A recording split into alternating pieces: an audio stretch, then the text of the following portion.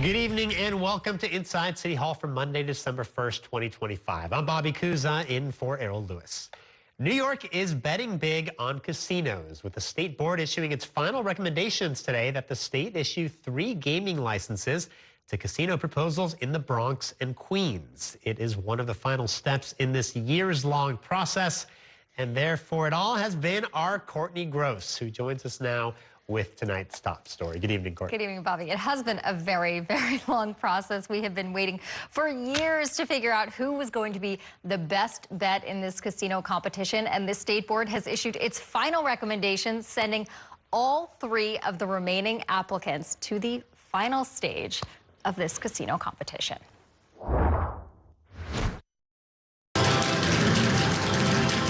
They hit the jackpot. Please place your bets. Almost.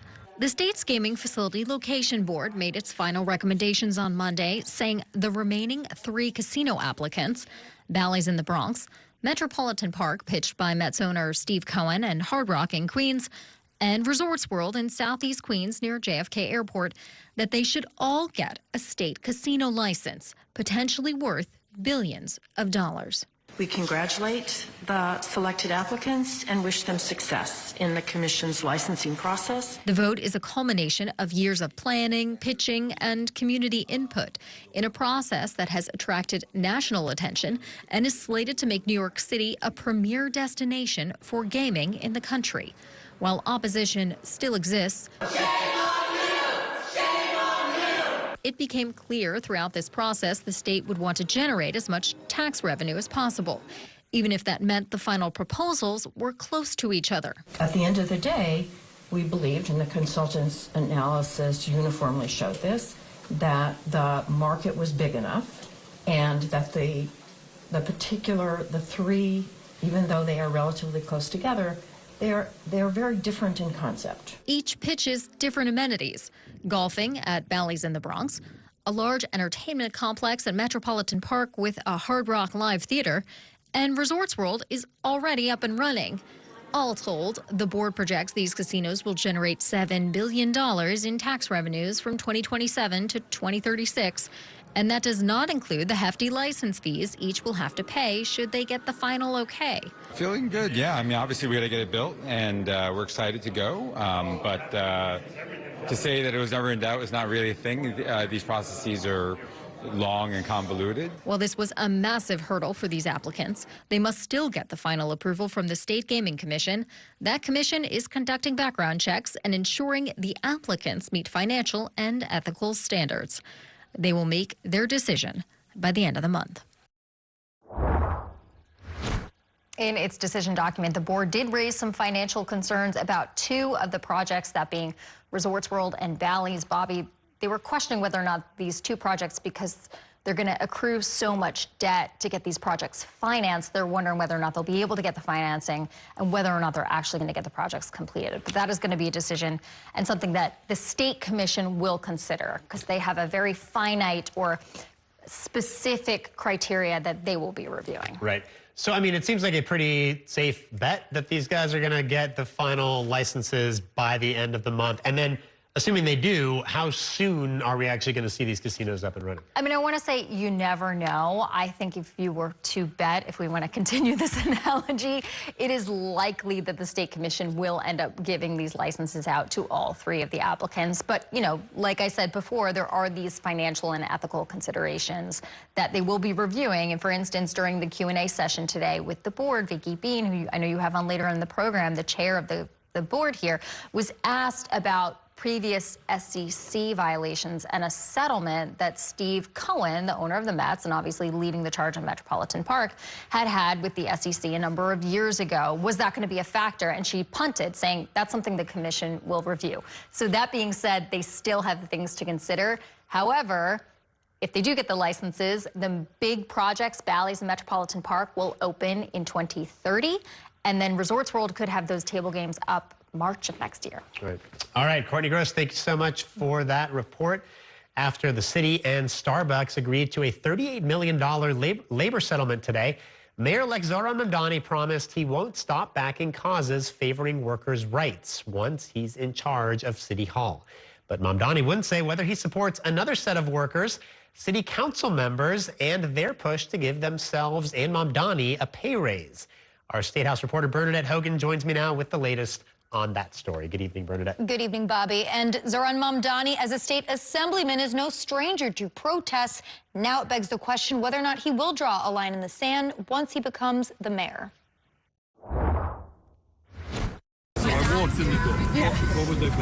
Mayor-elect Zohran Mamdani and one of his political icons, Vermont U.S. Senator Bernie Sanders, joined protesters outside a Park Slope Starbucks, alleging unfair labor standards. These are not demands of greed.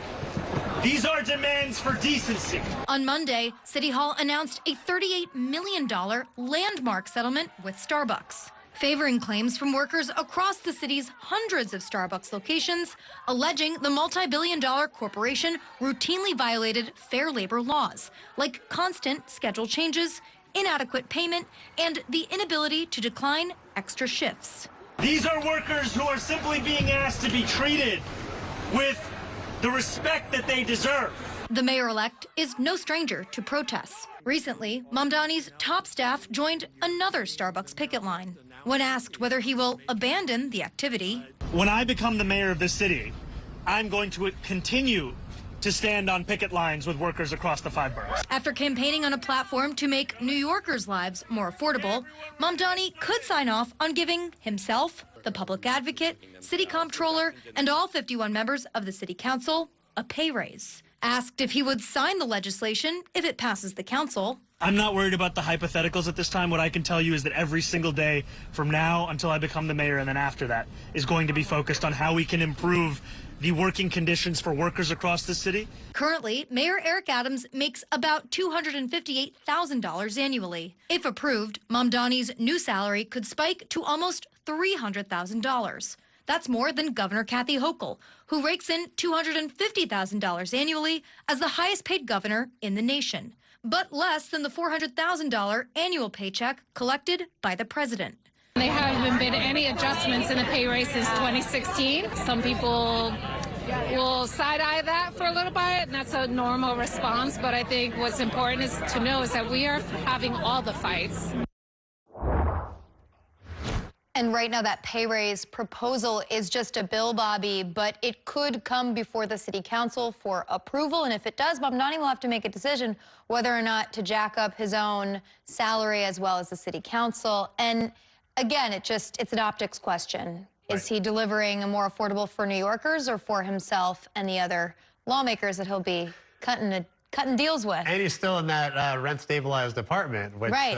And will he move to Gracie Mansion, right. which is really nice public housing? Right.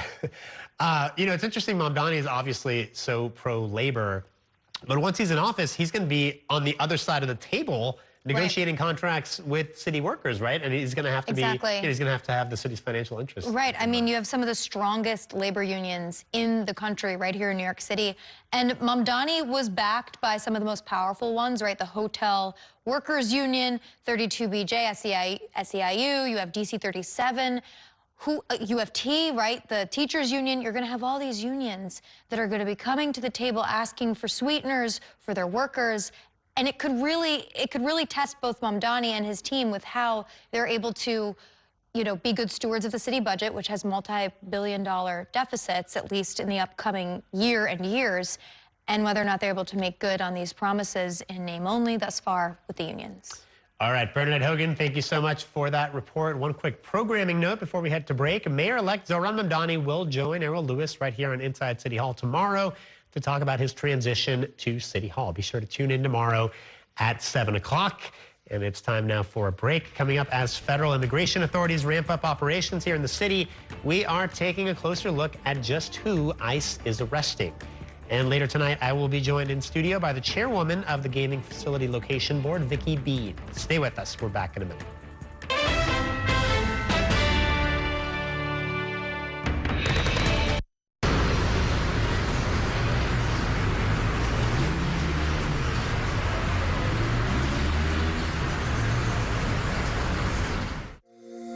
Every day tells a new story. At Mornings on One, we're dedicated to bringing you the stories that matter most to start your day. With in-depth coverage of the day's developing news. I'm Pat Kernan. Here are the stories we're following this morning. And weather updates every 10 minutes. Some morning sunshine possible, clouds take over. It's our responsibility to get you the information you need before you head out the door. Mornings on One. Weekdays starting at 6 on the Spectrum News app. Free for Spectrum customers. Spectrum TV, isn't that only live TV? No, it's only all my favorite streaming apps with live TV. Okay. It's only all included at no extra cost. And that's the magic of math. Will this be on the test? Sure. Why not? It's only one simple payment for all our TV. We gotta simplify and win. Winning is equally important. If not, more so. Yeah! Only Spectrum TV, fixed TV. I'm Sandra, this is Jorge, and we were adopted in 2019. I remember when they first came to us, Michael was already a teenager. The whole cliche of they're so lucky to have you guys, and it's the other way around. They have changed our family for the better. They chose to love us. They didn't have to. They chose us. Family. Learn about adopting a teen from foster care. You can't imagine the reward. Visit adoptuskids.org. And that's a look at some of what's in the papers this morning. You've done with the sports section. Today's story is about the latest chapter for a beloved local business. It's a beautiful day with temperatures in the 60s, but showers are expected in the next hour. In a city that's always on the go, it's important to stop to hear the stories that connect us. The news that matters to New Yorkers. That's what brings us together. That's Mornings on One. Weekdays starting at 6. Exclusively on Spectrum.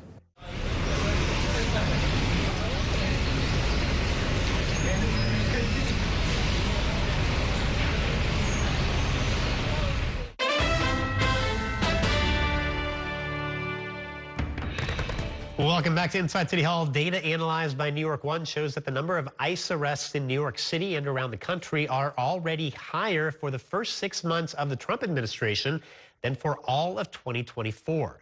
The data on arrests are providing some insight into federal immigration enforcement operations in the city. New York One's Eric Feldman has been looking into the numbers, and he joins me now with more on that story. Good evening, Eric. Good evening, Bobby. Yeah, we went through hundreds of thousands of data points to try to understand what has been happening, not only around the country, but zeroing in on New York City, comparing ICE enforcement from the Biden administration to the Trump administration. President Donald Trump, as a candidate, made a promise often during the 2024 presidential campaign where immigration was front and center. If I win, you will have the largest deportation program in the history of our country. We've seen the FBI, the DEA, and other federal agencies join ICE, arresting non-citizens in cities across the country. And here in New York, federal agents arresting people at immigration courts. ICE is in the Bronx. Taking people into custody in different neighborhoods, including recently Canal Street vendors. These have been individual stories we've reported on for months. I found my baby! I found my baby, no! But now we're able to share the big picture about ICE's immigration arrests so far this year. New York One analyzed hundreds of thousands of data points on ICE arrests from 2024 to July of 2025, covering the last full year of the Biden presidency through the first half year of the Trump presidency. The number of arrests, but not necessarily jailed, already higher 6 months through President Trump's time in office than the entirety of 2024. They have extraordinary resources to do that. Graham Blair's the co-director of the Deportation Data Project, which obtained in a public records request all the data New York One analyzed. The UCLA political science professor says he only expects the arrests to rise, with this year's budget bill increasing funding for immigration enforcement and detention capacity by nearly $100 billion until September 2029. And since January, we're concentrating on the worst first. The focus from the Trump administration, bringing in the worst of the worst and getting them off of our streets, has been consistent. You were going to deport the worst of the worst. Violent criminals. Oh, we're doing that. Here in the city, there were 917 convicted criminals arrested in the first 6 months of the Trump administration, already nearly double the entire total in 2024. Missing from this data, though, when the convictions happened, what the crimes were, and where. But when you look at the convicted criminals being arrested and jailed in New York City, it shows a wide range. There were crimes that are almost always felonies, from homicide to kidnapping and from aggravated assault to human trafficking, making up about 20% of the total. But the rest fall into one of two buckets. Crimes like larceny, DUI, and fraud that could be either felonies or misdemeanors, and crimes like disorderly conduct and traffic violations, which are predominantly misdemeanors. There's a really big divergence between the messaging coming from the Trump administration and the kinds of people that are being detained, put into detention, and deported. The Trump administration has a website dedicated to the worst of the worst. But in the city, only 27% arrested are convicted criminals. Even adding those with pending criminal charges, it's only 42% of the total arrests in the city, meaning more than half are not convicted felons or with pending criminal charges. The Trump administration not only promised more arrests, but more deportations too. And so far, the data shows that's happening in New York City at a 150% rise. And there's one other piece of data I want to talk about, Bobby. So there are people who have been ordered deported by an immigration judge, and after they've exhausted all their appeals, it's called a final removal order. And from the Biden administration to the Trump administration, there's been a nearly 500% increase in those people who have been arrested. And Graham Blair from the Deportation Data Project says that in the past, maybe ICE those would be lower priority arrests compared to people who are, dangers to the community. But with the increase in funding that ICE has received, he believes that is why we have seen a major increase in that category of people who've been arrested. So when we look at the data for New York as compared to the rest of the country, when you look at the national data, I mean, how does it compare? Is there a sense that there's more or less of this type of immigration enforcement here in the city? So there's been also an increase in arrests and deportations around the country under President Trump, already at higher numbers than the entire 2024 under President Biden. And the number of convicted criminals who've been arrested is nearly the same already, even though it's just 6 months of data under President Trump versus a whole year under President Biden. But it does represent a lower percentage under President Trump of the total number of arrests being convicted criminals than under President Biden. And as we talked about in the piece, something to just caveat, it is important to note, just because you're a convicted criminal, the data doesn't show what you were convicted of, when, or where that happened. Right. All right, Eric Feldman, really great reporting. Thank you for joining us.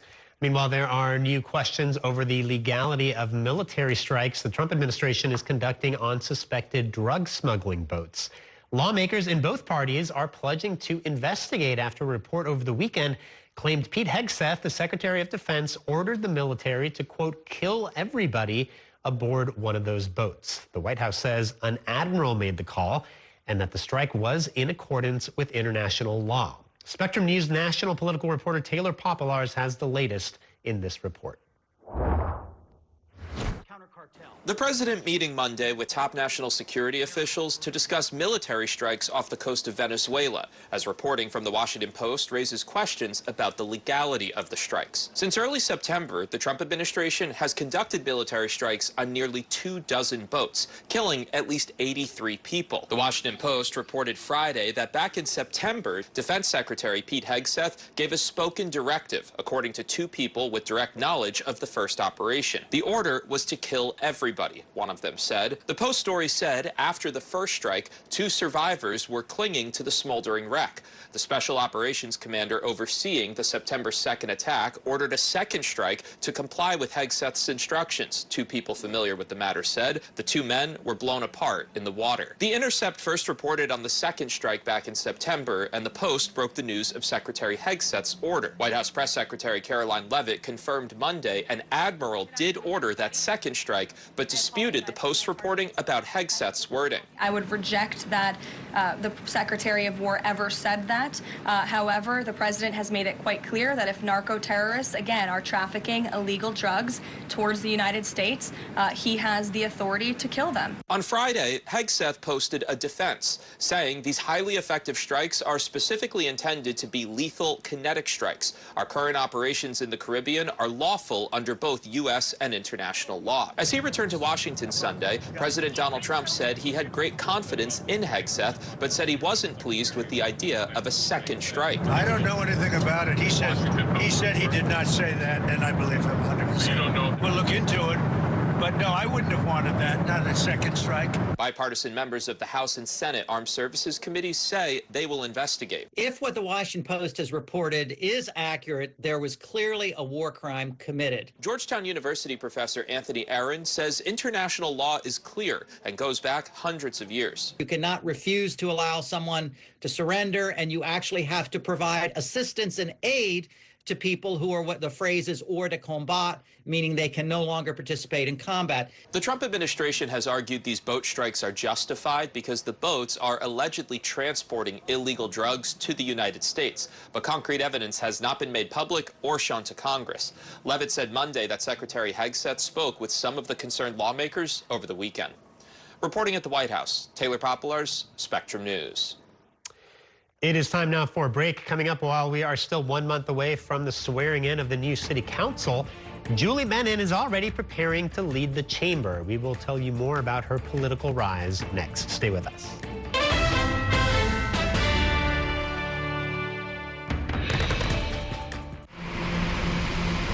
Stand clear of the closing doors, please.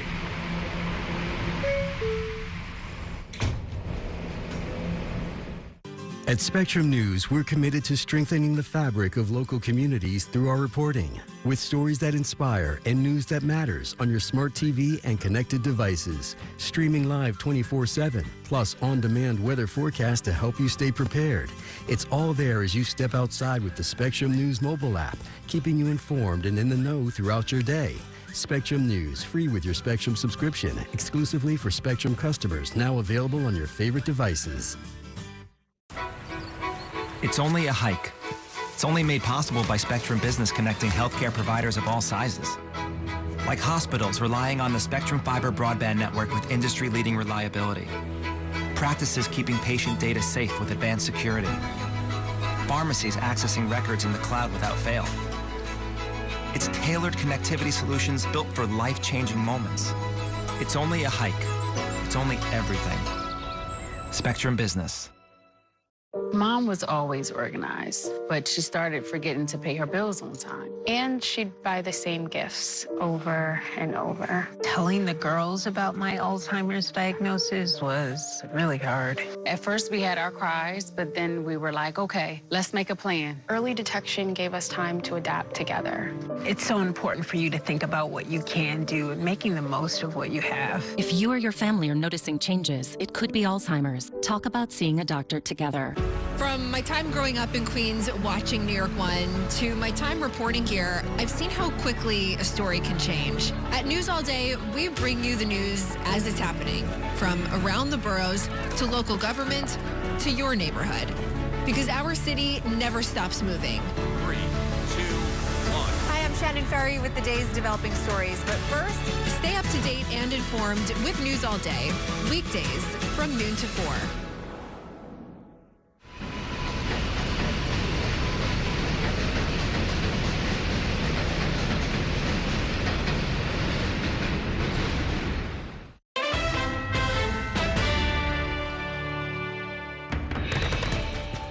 Welcome back to Inside City Hall. Julie Menin may not be a household name just yet, as New Yorkers are getting to know the city council member who is claiming enough support to become the next city council speaker. Menin would bring to the role decades of serving communities from Lower Manhattan to the Upper East Side. And our Ayanna Harry has a closer look at her career, and she joins me now with more. Good evening, Ayanna. Good evening, Bobby. She was an advocate for Lower Manhattan after September 11th and even brought the Grammy Awards back to New York City. Julie Menin has a long history of taking on big challenges on behalf of New Yorkers.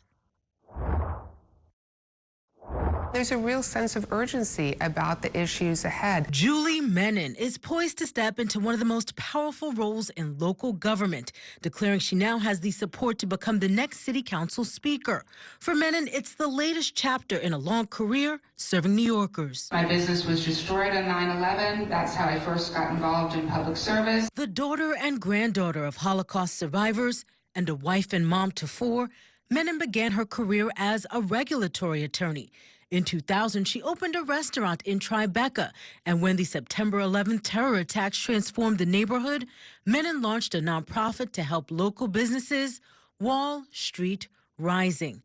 Next, she became chair of Community Board 1, where Menin is credited with supporting the community's comeback. We're going to have 5 million visitors a year coming to the Ground Zero Memorial when it opens. What does that mean for Lower Manhattan? During her time as Community Board Chair, Menin navigated several tense, high-profile issues, including anger over a proposed Islamic community center and mosque near Ground Zero, Park 51.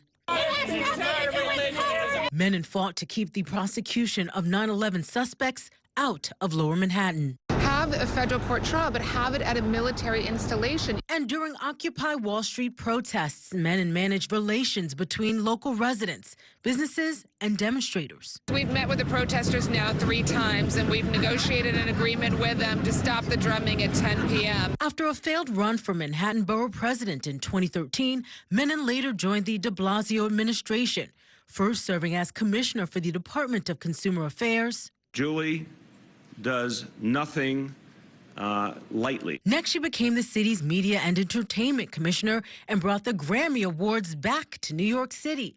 And for her next act, Menin was named the city's 2020 census director, undertaking a count of city residents during the height of the pandemic. The Trump administration tried to add this citizenship question. They tried to defund New York. They tried to have us lose not only funding, but political representation. We're fighting back. Representing the Upper East Side and Roosevelt Island as a Democrat in the city council since 2022, Menin's built a career as a moderate voice and would make history as the first Jewish speaker of the city council. While Menin has been described as someone who can serve as a check on the Mamdani administration, Menin told New York One her focus as council speaker would include the affordability agenda. We need to build more affordable housing, clearly doing universal child care. Menin says she also wants to make the city more affordable by lowering rents as well as health care costs, Bobby. So, I mean, she's in support of universal child care. I've heard her say she supports free buses. She's okay with this new Department of Community Safety that's going to operate alongside the NYPD. They have a lot, I mean, she has a lot of common ground with Zohran Mamdani, even if she may, to some degree, serve as a check on him as well. Yeah, that's certainly the tone that we're hearing from Julie Menin so far. And it is important to note that the actual vote for the next city council speaker is still a few weeks away. So Julie Menin has to hold on to the support that she currently has and hope that, you know, the political dynamics don't change before then. But so far, she is certainly expressing a tone that she, you know, seems like she wants to work with the Mamdani administration and agrees with him on many points. But of course, as we saw play out during the Adams administration, you know, it could seem like a cooperative relationship at the beginning, but we'll see how it comes down once they begin really working through legislation. And obviously, Julie Menin is a savvy political operator, you know, as evidenced by the fact that she cobbled together the support to become council speaker very early in this process. Very early in the process, and I was looking through the list of the council members and council members-elect that support her, and it's a pretty diverse list. There are Democrats and Republicans on there, people who are more conservative, people who are considered more moderate. So it does seem like she was able to really work through her relationships in the council in order to get the support. All right, Ayanna Harry, thank you so much for that report. It is time now for a break. Coming up, 3 casino proposals in the city passed a key hurdle today. I'll be joined by Vicky Been, the chairwoman of the state board that recommended the licenses, when we come back. Stay with us.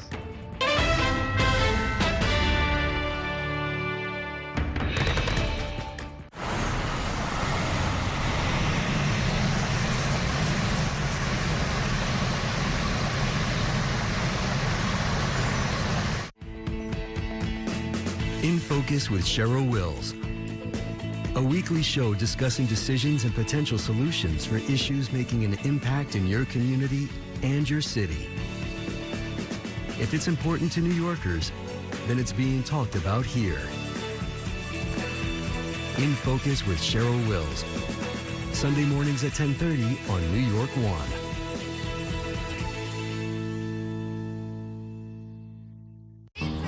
It's only a slice. It's only made possible by Spectrum, connecting businesses of all sizes, like small businesses, instantly serving up orders and inventory on the Spectrum Fiber broadband network. And factories, seamlessly connecting to farmers in the field with tailored solutions that always deliver. It's only a slice, it's only everything. Get your business free fiber-powered internet forever. Call to find out how. I'm Chris Jakimick. I served in the United States Air Force and I deployed 3 times. So in 2017, I was serving as an Air Force First Sergeant. Our motto in that role is my job is people, everyone is my business. But unfortunately in that year, I would lose my own brother, Lance Corporal Adam Jakimick, to suicide. The majority of veteran suicides are from guns. I store my weapons securely, not only for myself, but for my family. My service never stops. At Spectrum Noticias, we recognize that our New York City community is vibrant and diverse. Spectrum Noticias delivers balanced coverage of the stories that matter in our communities and across the country. Our journalists are based in the neighborhoods we cover, ensuring you get in-depth reporting on what's happening in the places we call home. So join us at Spectrum Noticias. We're always on, always there for you. Now available on your TV. Check your local listings. Also available on the Spectrum News app.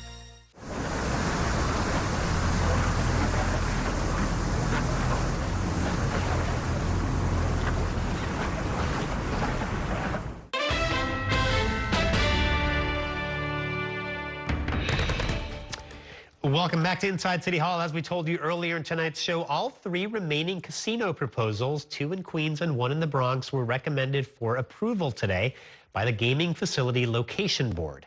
The board cited the economic benefits of the casino projects. The state's Gaming Commission is now expected to issue the final licenses by December 31st. And here to break down what this decision means and much more is my next guest. Vicky Been is the chair of the Gaming Facility Location Board and the former deputy mayor of Housing and Economic Development under Mayor Bill de Blasio. Welcome back to the program. Thank you for joining us. Thank you for having me. So we started out with many casino proposals. Eventually we were down to 3 and 3 licenses. So was this decision maybe a little easier and less suspenseful than it could otherwise have been? Was this sort of a no-brainer? Well, I think it was definitely easier, but that said, we paid really close attention to every single thing that was promised by those 3. So we really did have a hard choice to decide whether should it be 2, should it be 3, should it be 1. So it was easier, but it wasn't easy. Yeah, and of course with 3, I mean, I think one of the primary concerns here is that these 3 casinos, especially given the fact that they're in relatively close proximity, could cannibalize each other, right? I mean, I guess the question is there, a finite number of gamblers? Are there only so many gamblers to go around, and therefore they could eat into each other's business? Or is that not the way that the gambling market is expected to work? So we were very concerned about that, but our consultants did a lot of work looking at modeling how much demand is there, will the demand go this place or that place, right? Bally's is likely to bring people from Westchester. Queens is likely to bring people from Long Island. The airports obviously are important. So what they looked at is what's the total, assuming that if you give 3, it's going to take some from one to another. But the analysis is that this is one of the largest markets really in the world, certainly in the United States. And there's plenty of market there to meet the supply. Right. I mean, another thing we often hear is that with casino projects, the revenues often fall short of what the casino companies themselves project. So, I mean, what does it mean for the state if these casinos aren't as successful as they hope to be or as they're advertising themselves to be? So our projections are based upon our consultants' analysis, not on the applicants' analysis. The applicants are, they're optimistic. But we ask our consultants, be conservative. We want to be surprised on the upside, not on the downside, right? So we're pretty confident that there are conservative estimates. And obviously, if they don't meet them, we will see less tax revenue.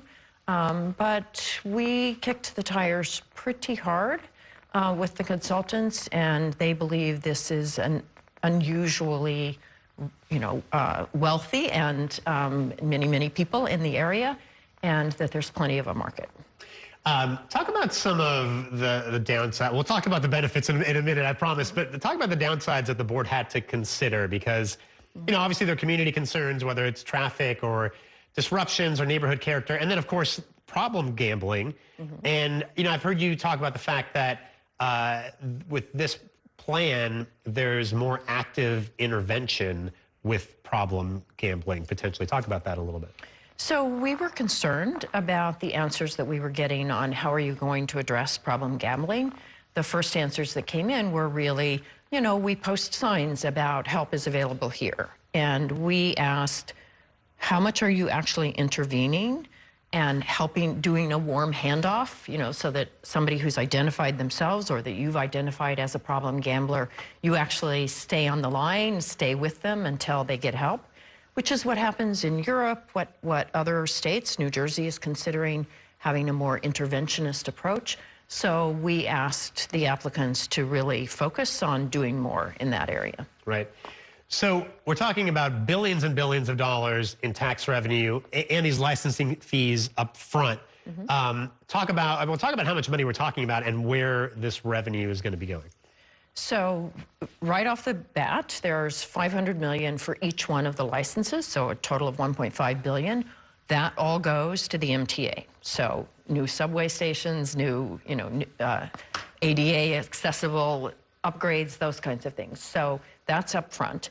Over the 10-year period that we're talking about, 2026 to 2033, we expect to see about $7 billion in tax revenue from the gaming, right? That's not the revenue from the gaming, that's actual tax revenue into the state and the city.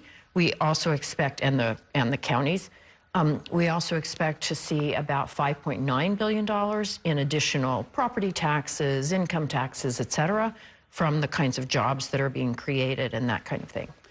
And, we focus so much on the casino aspect of it, but there's a lot more, right? I mean, there's hotels, there's, concert venues, there's restaurants. These are going to be, sort of full service complexes beyond just the gambling. Yes, they're really entertainment districts is one way to think about them. You can come see a show at the theater. You can go outside in Metropolitan Park, and there will be like a band shell type of thing where performances will be. You can go play golf at Valley. So it's a very wide range of activities that are available, all of which will be generating sales taxes and other taxes for the state and the city. So this is not the last step. This now goes to the Gaming Commission. I mean, to what extent is this sort of a rubber stamp, or are they, examining the finance? Are they sort of starting from scratch and examining the finances of these different proposals? What happens from here? They don't re-examine the criteria that we were asked to examine, but they do start afresh or start, from the ground up on the things that they were assigned to do. So, for example, character and fitness of the applicants and the people that make up those corporations or those entities. That is a matter for the Gaming Commission to decide, and they will do that from the ground up. Right. There was this issue of money that's going to the Trump Organization, which I know has been a point of contention. $115 million to the Trump Organization because they formerly controlled the Ferry Point golf course. Did that come into play at all in the consideration of the board? No, that's not something that we were. That was legal for us to consider, and so no. Okay, so you talk about the money for the MTA. The rest of the tax revenue goes to the state. Is this just into the sort of the state's general fund, and is this something that's already been budgeted for on the state level, or is this sort of above and beyond what might generally be expected? Is this sort of a bonus from the state's perspective? So by law, the money goes either to the MTA or to education, or some amount of the money goes into problem gambling services, right? So it's directed in those three ways according to a formula that the statute provides. Right. One of the, or a few of the proposals initially were in Manhattan, of course, and I think there was a school of thought that Manhattan was sort of a logical location because you've already got the transit access and a lot of tourists. I mean, would that not have been one of the most natural location for one of these casinos, given that, we ended up with 3 in the boroughs? Well, certainly the idea was people would come, go to Broadway, go over to the casino, take advantage of Manhattan's incredible restaurants. All that said, there's lots to take advantage of in Queens, there's lots to take advantage of in Bally's, and obviously the communities in Manhattan were very, very concerned about the congestion in terms of traffic, the congestion in terms of the subway system. So, the community advisory committees were charged with trying to figure out what do the communities want, and they said pretty decisively the communities in Manhattan do not want a casino. Yeah, well, the communities spoke. Well, very transformative projects that are now coming down the pike, assuming they get the approval of the Gaming Commission. And congratulations on getting through what I'm sure was a grueling process, and thank you for spending some time with us. Thank you. All right, it is time now for a break. Coming up, we are going to turn back to the mayoral transition when I'm joined by 2 top consultants. Stay with us. We are back in a minute.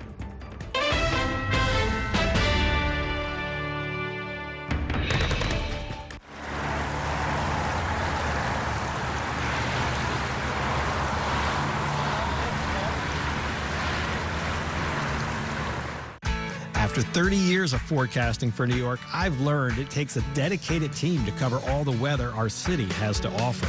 I'm so honored to be a meteorologist here at New York One because as a Brooklyn kid, this is the station that I grew up watching.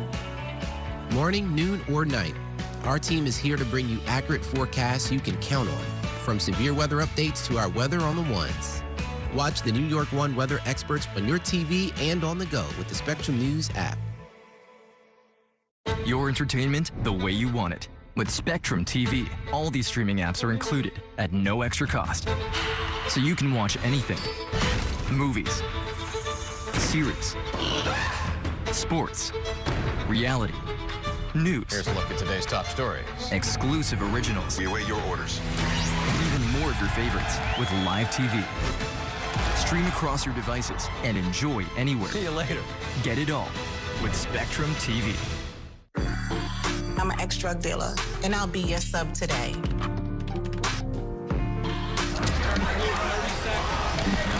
2 milligrams of fentanyl can be lethal. A lethal dose is in here. Who gets it, I won't know. It's cheap, it's potent, and it's profitable. The sad reality is fentanyl is being mixed into everything now. More kitchen now. My father was a New York City firefighter. My mission, like his, is to serve New Yorkers in a city that doesn't stop when the sun goes down. Being with New York One since the beginning, I'm now honored to join you even earlier each weeknight. Starting at 8 with New York Tonight, we'll explore the latest news developments, followed by New York One at 10 to wrap up your day. So join me each weeknight starting at 8 right here on New York One.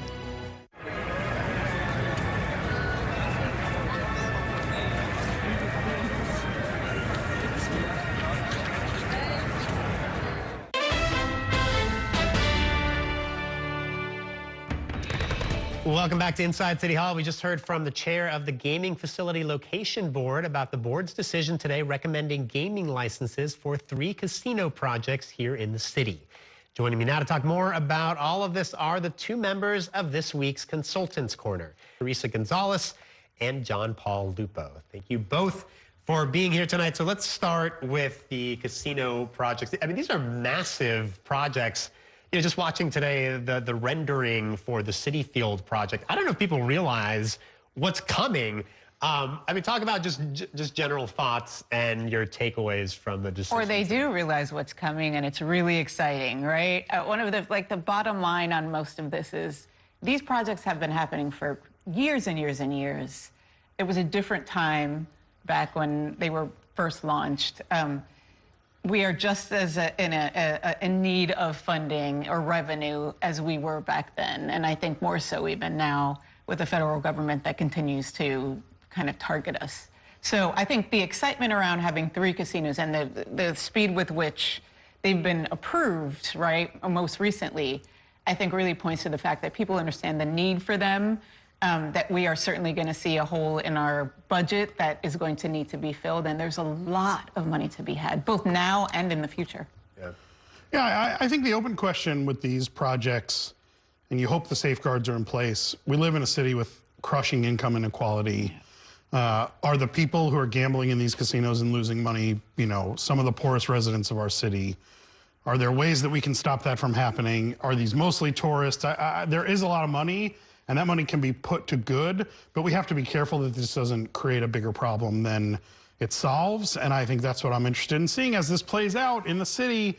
Are these beacons? Are they things that really improve our ability to fund schools and transportation and all the things that we need in the city? Or do they become their own problem that we then have to put resources into solving by creating, you know, a cycle of gambling addiction? And then that's an open question, and you know, hopefully it turns out on the good side.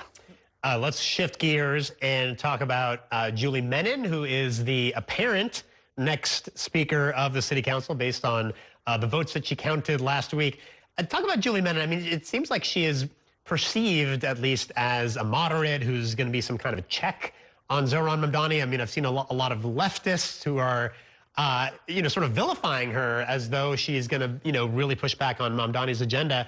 But I don't know if she's such a moderate. I mean, maybe moderate, you know, relative to the rest of the very progressive city council. But I mean, she's pushed a lot of progressive legislation. I think that's it. I think it's a couple of things. One is she's a veteran government employee, right? A government staff, not even a staffer. She ran the census. She ran media and entertainment. Yep. So she knows what she's doing around a government office, and quite frankly, more specifically, leading a government office. That is different than the other candidates that were in the race, right? You know, Crystal Hudson, who was a name that was thrown around a lot, was a council staffer. So I think that there is this feeling that she is a moderate, mostly because she's been doing this a long time. Also because she is more moderate than a lot of the council. I mean, we've even seen some new folks come in that are also progressive. There's a progressive caucus that's grown. It was really interesting to see, and quite frankly, how she has operated this, you know, rolled out her campaign very much points to her kind of knowing what she's doing and also being kind of a veteran in this space and different than other people in that way. Yeah. Yeah, I think we should dial that back a little bit. I mean, Julie Menin, as you guys have pointed out, worked in the de Blasio administration. He was a communist mayor before. Zohran was a communist mayor. She ran some of our most progressive and populist projects. She worked on going after, you know, corporations at the Department of Worker and Consumer Protection. You know, she ran the census, fighting back against Trump administration, which was trying very hard to curtail those things. So I don't know that she's a moderate. I think maybe there are some members of the council who are more progressive than her for sure. But we also have to look at what Julie will be up against in a mayoral administration that comes into office with an unprecedented coalition of elected officials and unions and this army of volunteers who we've seen online are very agitated about who the speaker is. She's got a progressive body. She has some instincts that are progressive, and she's got a body of work and this cudgel that the mayor has to say, I need you to help me with my affordability agenda, which I think she probably supports anyway. I need you to help me in Albany. And I've got this army of people who are very excited to get involved if that doesn't happen. So let's wait and see. I think we'll probably see a pretty progressive city council with Julie Menin at the head for a variety of reasons, not the least of which is her instinct and accomplishments. What I will push back against here, and I agree with that, is you also have a business community and others who are really, really worried, whether for a good reason or not, about what this new mayoral administration is bringing and whether it's going to be friendly to them. And they are also putting pressure on her, to be fair, to make sure that there's a balance there, right? So while she certainly isn't a moderate or part of the, you know, part of the Republican, more moderate council members, she is being pulled in many different directions, and it's requiring her to find a middle ground that I think she may not have had we been looking at a different admin. By the way, you know, you guys are political consultants. What do you think of the job she did? Because this is a political process, right? She has to win over all the stakeholders, council members. you know, the political machinery in the boroughs, the unions. It seems like she pulled this off, you know, pretty effective. I ran one of these things in 2013 for Melissa Mark-Viverito, who's an excellent speaker. This is incredibly hard to pull these folks together, to do it as early as Julie did with the margin that she did. When we announced Melissa's 30+ votes on December 19th, 2013, I didn't sleep for 3 weeks after that because I was afraid we'd lose a vote. They announced 36 votes last week. I think they added a 37th today. Yep. And everybody else dropped out, and the race was over a month to go. I mean, really incredible to Julie, and a great job that they did running the campaign. Now the hard part starts, as they say, but really historic. All right, you guys sit tight. We got to take a quick break. I will have much more to talk about with these consultants when we return. Stay with us.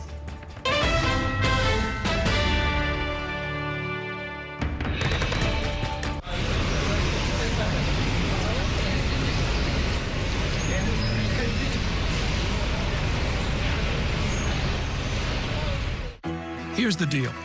People need a place to explore national issues that have an impact on their community. To understand those issues better, we're bringing together our team of local political journalists from across the country to break down what's happening. So join us every week to catch up on the key stories making a big difference across the nation and in your local community. Watch The Big Deal with Errol Lewis Friday nights at 9 on Spectrum News New York 1. Available on all of your favorite devices exclusively on Spectrum. There's an international travel plan with Spectrum that was an additional $10 a month, as opposed to paying a ridiculous amount per day for roaming fees. This literally felt like my old phone carrier was reaching their hand into my wallet and just helping themselves to some of my cash. I like having no surprises when it comes to my cell phone bill. And with Spectrum, that's been the case. So it saved me a ton of money. Real customers, real savings. To see how much you can save, visit spectrum.com/save.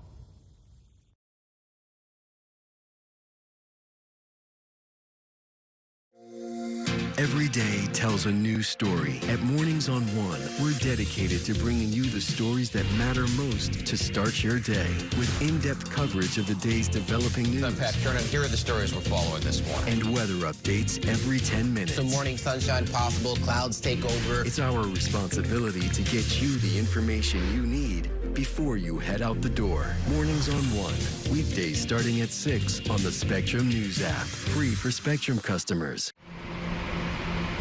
Stand clear of the closing doors, please.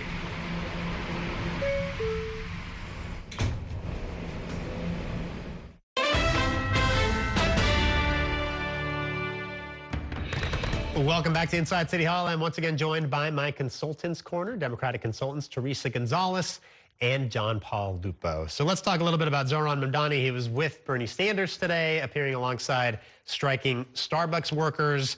Talk a little bit about, you know, the signal that Mamdani is sending here by appearing alongside striking workers. I mean, he's trying to project his priorities as mayor, right? Both his priorities, but also, you know, he's now the mayor-elect. I mean, this was quite a shift for him. He very much is a part of, or self-proclaimed, DSA, member of the Democratic Socialists. They're all watching. There are a lot of folks on the left that feel ownership over his success. So there's a little bit of like reminding people of who he is that I think needs to happen to keep that connection going. He's probably has some, you know, he's got some favors that he needs to fulfill because of how many people got him through this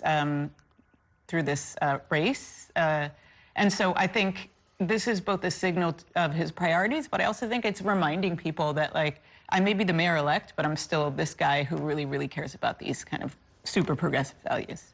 Yeah, I think as someone who thinks the affordability agenda that he ran on is incredibly important for our city to make progress on that, it's a very good sign. You get in that building, you get in the transition, all sorts of interest groups are coming at you, whether it's business leaders or people who have to be appointed or the urgent problems of the day that tend to eat things up, to go and stand with workers and show that you ran to be the mayor to make the city more affordable. You want people to make higher wages. You want their employer to treat them fairly. And to be willing to put your body on that and spend your time on it is an important signal as he transitions from candidate to mayor, that he's not going to lose sight of that. And I think it's great. I think he should keep doing it when he's in that building that can really suffocate some of the emotion and roots out of people. It's really important to get back out and talk directly to the people you're trying to help. Yeah, I mean, he's obviously trying to strike a balance between reassuring those people who are a little jittery about having a Democratic Socialist in charge of the city, but still, you know, trying to hold on to his base. Yeah. I mean, it seems like he's doing a pretty effective job of that so far. I mean, including just in these past couple months during the transition. Yeah, look, I think there's a lot to learn. He's got a really smart but young team. I think there's some experience in the first deputy mayor and obvious connections to the de Blasio administration, who were Zoran take one. So I think there's that happening, but I think for the most part has held strong to his really built his platform. He's being clear about what his platform is and what he intends to focus on. You know, building a really interesting team that reflects his values. Very young and really energetic people there. So I think there's some learning curves. I think he knows that. I think he's been doing a great job. Yeah, and by the way, I should point out you were close to Bill de Blasio and worked with him in the early days. I mean, there's a lot of parallels to what's, you know, to the Zoran Mamdani dynamic right now and to what we saw in 2013 with Bill de Blasio. Yeah, look, you campaign on, radical is the wrong word, but you campaign on aggressive ideas of reducing income inequality. When you get in that building, you got to run the government. You got to pick up the trash. You got to police the streets. You got to run the school system. You need people around you who can do that job. And Bill de Blasio certainly put government veterans in there. Bill Bratton is the police commissioner. We're seeing some similar appointments here. Obviously, Jesse Tisch, who is the existing commissioner, reappointed Dean Foulahan, who was an incredible public servant for Bill de Blasio, has outstanding experience, will help a lot in Albany to get the affordability agenda through, but also knows how to run those city agencies and make them go. But Elbias Gard-Church, who was his campaign manager and assembly chief of staff, who brings that emotion and value and commitment to the issues that he campaigned on. I really like the balance I'm seeing in the early days of the transition. All right, guys, so much more we can talk about, but we're going to have to leave it there. Teresa Gonzalez, John Paul Lupa, thank you guys so much for joining us. Thanks for having us. And that is going to do it for tonight's show. Be sure to join us tomorrow night when Errol Lewis will be joined in studio by Mayor-elect Mamdani. Thanks for watching, everybody, and have a great evening. We will see you the next time on Inside City Hall.